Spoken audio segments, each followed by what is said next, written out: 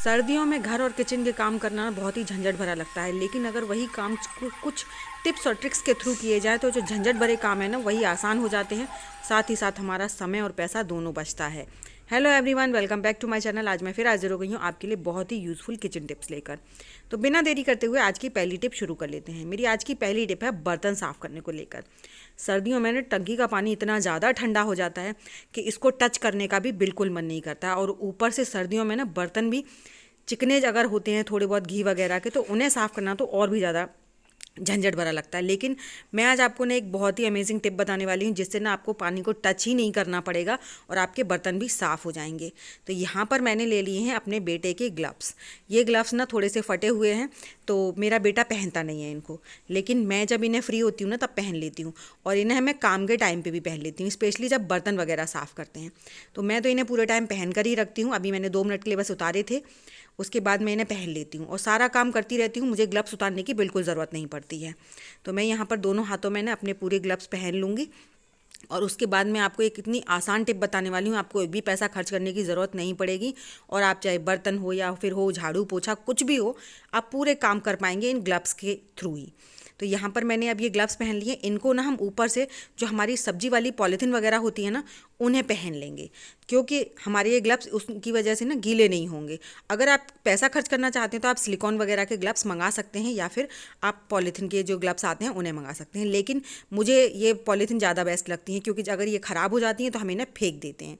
इससे हमारे घर में सब्जियों की जो पॉलीथीन होती है ना वो बहुत सारी इकट्ठी भी हो जाती हैं, उनका भी हम यूज़ कर लेते हैं और हमारा एक भी पैसा खर्च नहीं होता है। तो मैं इनको ना रबड़ की मदद से चढ़ा लूँगी, और अगर आपके पास पतली रबड़ है तो पतली लगा लीजिए, लेकिन मैं ना ज़्यादातर ये मोटी वाली रबड़ लगाती हूँ। इससे क्या फ़ायदा होता है कि हमारे ना हाथों में जो खून रुक जाता है वो नहीं रुकता है। तो एक मेरी जो मिठाई के डब्बे वाली रबड़ है वो भी ढीली रहती है, और जो एक होती है वो हमारे बालों वाली रबड़ है। तो मैं बस उन्हीं के थ्रू अपने सारे बर्तन साफ़ कर लूँगी। अब ना हमारा सारा कुछ काम हो जाएगा और हमारे हाथों को पानी टच भी नहीं करेगा। तो इस तरह से पहले मैं अपने बर्तनों की सारी गंदगी निकाल दूँगी। बर्तन साफ़ करने का ना ये बहुत ही आसान तरीका है। पहले जितने भी बर्तन हो ना उनका जूठन साफ़ करना चाहिए, और उसके बाद अपनी श्रिंक को साफ़ करना चाहिए। इस तरीके से बर्तन साफ़ करने से ना हमारे बर्तन जल्दी भी साफ़ हो जाते हैं और पूरी तरह से साफ़ हो जाते हैं। उसके बाद आप देखेंगे कि फटाफट से आपके बर्तन साफ़ हो जाएंगे और आपको कुछ भी नहीं करना पड़ेगा। सर्दियों में ना सबसे बड़े काम होते हैं पोछा लगाना, बर्तन धोना और कपड़े धोना। तो कपड़े तो आजकल ज़्यादातर लोगों के घर में मशीन है, उससे धो लेते हैं, लेकिन सबसे ज़्यादा तो बर्तन और पोछे वाला हो जाता है। पोछे के लिए भी ऑप्शन ले लिया है, लोग मोप से लगा देते हैं। बर्तन तो लेकिन हाथ से ही साफ़ करने पड़ते हैं, तो उसके लिए आप इस टिप को फॉलो कर सकते हैं।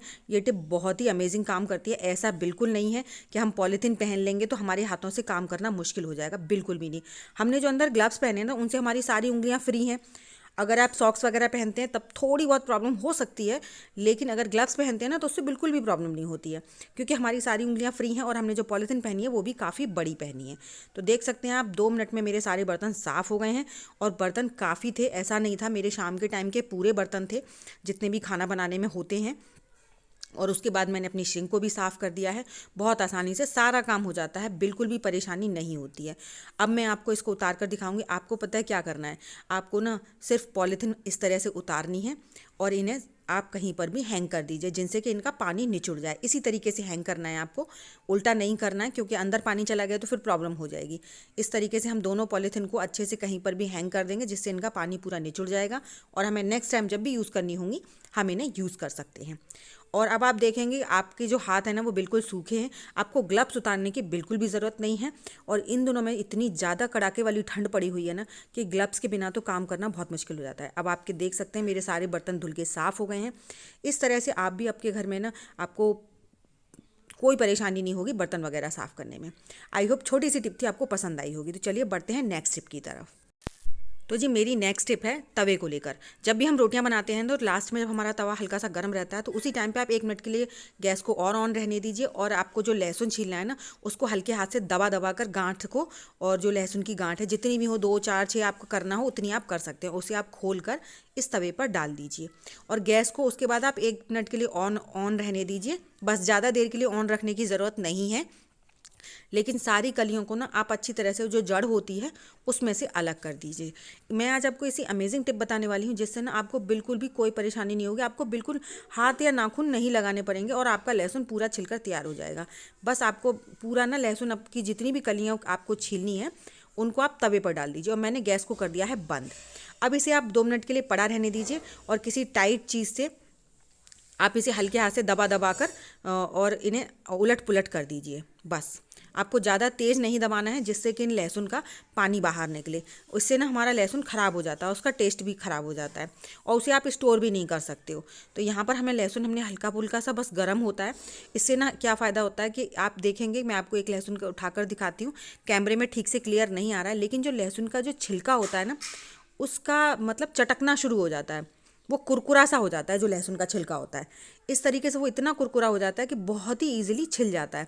लेकिन मैं आपको हाथ से छीलने की टिप नहीं बताने वाली हूँ, हाथ से तो आप भी छील लेंगे, लेकिन मैं आज आपको इतनी अमेजिंग टिप बताऊंगी जिससे आपको हाथ नहीं लगाना पड़ेगा और आपका ढेरों लहसुन मिनटों में छिलकर तैयार हो जाएगा। तो हम क्या करेंगे, हम कोई भी अपनी किचन टॉवल वगैरह ले लेंगे और उसे अपने इस तरीके से सरफेस पे बिछा लेंगे और ये जो लहसुन हमने लिया है ना, गरम कर लिया है, इसको हम इस टॉवल पे रख लेंगे।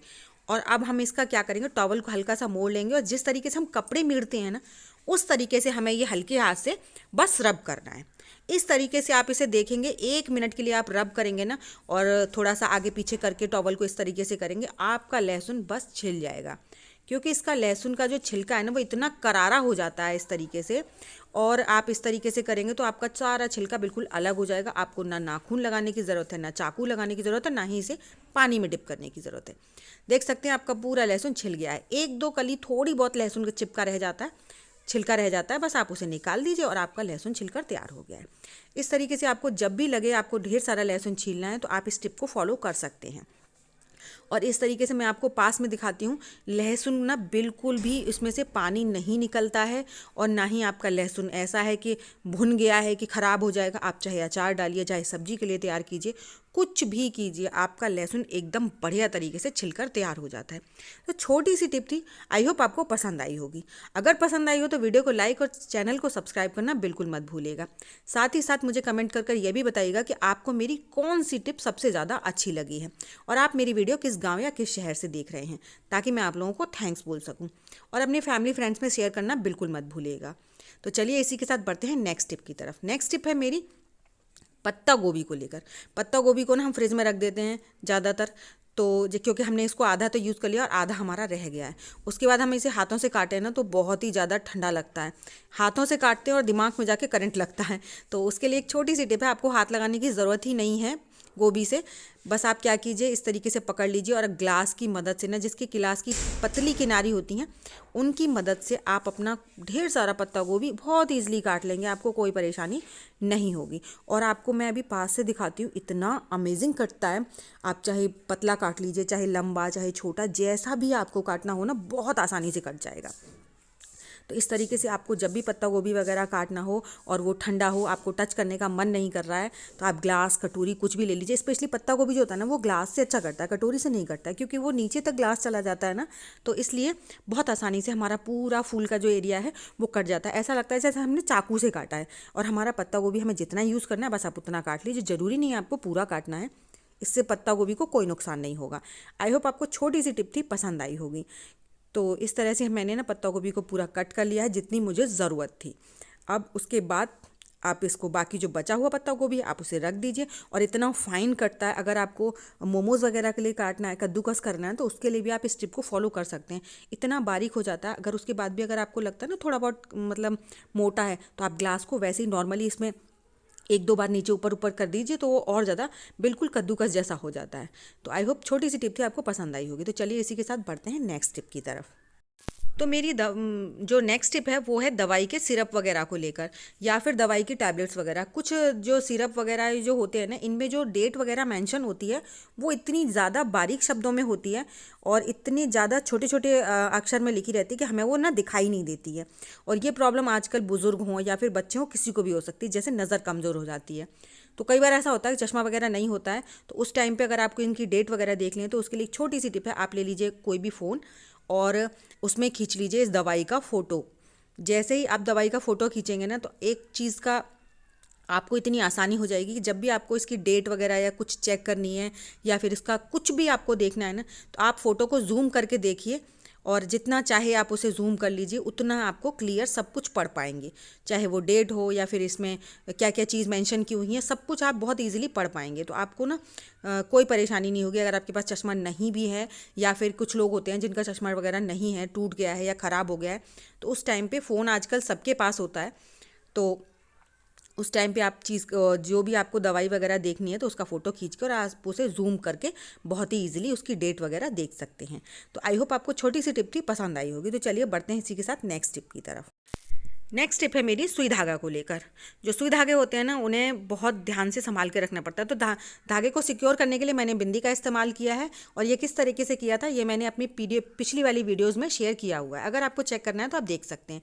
मैं यहाँ पर एक धागा डालने के लिए एक आज आपके लिए बहुत ही प्यारा सा टूल बनाकर दिखाने वाली हूँ, जो कि कभी भी ख़राब नहीं होगा, कभी भी टूटेगा नहीं।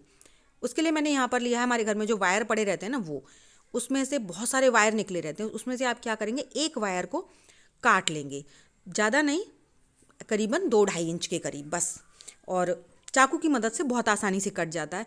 और हम ना इसका एक बहुत प्यारा सा टूल बनाएंगे, जिससे कि हम अपनी किसी भी सुई में धागा बहुत इजीली डाल पाएंगे। अब हमने जो धागा काटा है ना इसका तार का, इसे हम फोल्ड कर लेंगे। आपको दिखाई दे रहा होगा, बहुत छोटा सा फोल्ड करना है, ज़्यादा लंबा नहीं करना है, जितना मतलब आपको लगे। और चाहे तो आप छोटी बिंदी का इस्तेमाल कर सकते हैं, लेकिन मैं यहाँ पर बड़ी बिंदी का इस्तेमाल करूँगी। जी हाँ, बिंदी के ज़रिए हम अपनी किसी भी सुई में ना धागा बहुत ईजिली डाल पाएंगे। तो ये जो तार था ना, इसको मैंने इस बिंदी पर चिपका दिया है, बिल्कुल दोनों यू शेप में करके, और ऊपर से मैं इसके एक बिंदी और लगा दूंगी, जिससे कि ये टूल एकदम बढ़िया तरीके से बनकर तैयार हो जाएगा। अब ये टूल ना हमारा कहीं पर भी टूटने वाला नहीं है, चाहे आप इसे पैर के नीचे रख दीजिए, कहीं पर भी रख दीजिए। अब आपका ये टूल बिल्कुल फर्स्ट क्लास से बनकर तैयार हो गया है, ये सालों साल बिल्कुल ख़राब नहीं होगा। अब इसमें हम धागा कैसे डालेंगे वो मैं आपको बहुत ही आसानी तरीके से आपको बताती हूँ। देखिए, एक झटके में ना हमारी सुई उसमें बड़े आराम से चली गई थी। अब मैं इसमें धागा डालने के लिए थोड़ा लाइट कलर का धागा लूँगी, जिससे कि आप लोग ईजिली देख पाएँ कि हाँ, हमारा धागा बहुत आसानी से पड़ गया है। तो जो बिंदी होती है ना, हमने जो उसकी छोक पर लगाई थी धागे के, उसे लेकिन आप साइड में ही लगा दीजिए, जिससे कि आप जब भी धागे का छोर बंद करें तो वो दोबारा से उसी बिंदी का इस्तेमाल कर सकें। तो देखिए, मैंने यहाँ पर धागा एकदम बढ़िया तरीके से इजीली डाल दिया है, और अब हम इस बिंदी का जो हमने टूल बनाया था उसे निकाल कर अपने इसी डब्बे में रख देंगे। इस तरीके से ना आप अपनी छोटी सी टूल से किसी भी सुई में धागा बहुत इजीली डाल पाएंगे। आपको जितनी ज़रूरत है उतना धागा तोड़ लीजिए, और बाकी जो धागा है उसे सिक्योर करके रख दीजिए। आई होप छोटी सी टिप थी आपको पसंद आई होगी। और हाँ, इस टूल से ना ज़रूरी नहीं है आप इसी सुई में धागा डालें, आप सिलाई मशीन में भी बहुत इजीली धागा डाल सकते हैं इससे। अब इस टूल को ना आप अपने सुई धागे वाले डब्बे में रख दीजिए, ये बिल्कुल भी नहीं टूटेगा, क्योंकि कुछ लोग झाड़ू के फूल के साथ के जो ट्राई करते हैं ना, वो टूट जाता है, मैंने बनाकर देखा था। लेकिन ये जो टूल है ना, हमने झाड़ू की बजाय हमने तार से बनाया है, इसलिए ये बिल्कुल भी नहीं टूटेगा, सालों साल चलने वाला है। तो आई होप आपको मेरी सभी टिप्स पसंद आई होंगी। अगर टिप्स पसंद आई हैं तो प्लीज़ एक लाइक ज़रूर कीजिएगा, और चैनल पर पहली बार आए हैं तो सब्सक्राइब करना बिल्कुल मत भूलिएगा। तो चलिए, ऐसी अमेजिंग टिप्स और ट्रिक्स के साथ आपको मैं अपनी नेक्स्ट वीडियो में मिलूँगी। Bye bye.